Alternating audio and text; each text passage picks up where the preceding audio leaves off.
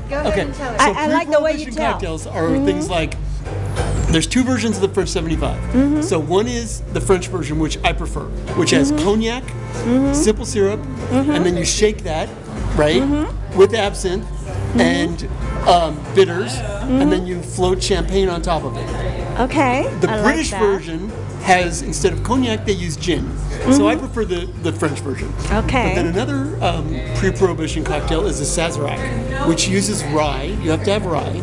And then you can either use a little bit of simple syrup, like with a brown simple syrup, and I make mine with star anise and tarragon, so it's got that little bite to it. You rinse the glass, you have to chill the glass first, and then you rinse it with absinthe. You put in the rye, you muddle a sugar cube, and serve it over rocks. It's delicious.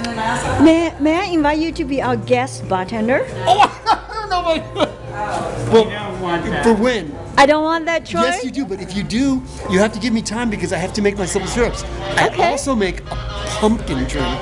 Let's with, do that. with a pumpkin that you actually use pumpkin mash. He doesn't have experience as a bartender, so he can only make one at a time. Right. That's fine. That's what we like. But it would Very have to, special drink. and it would have to be special drinks, and I would only make the special drinks. So you'd have to have a bartender to do the rest of the drinks. Okay. Because I would That's only what do the this. guest bartender program is. It's somebody coming in doing special drink. Oh, because that would be fine. I would like that. That would be fun. But I would only do the special drinks. I couldn't do. Yes, that's what we want you Okay. to do.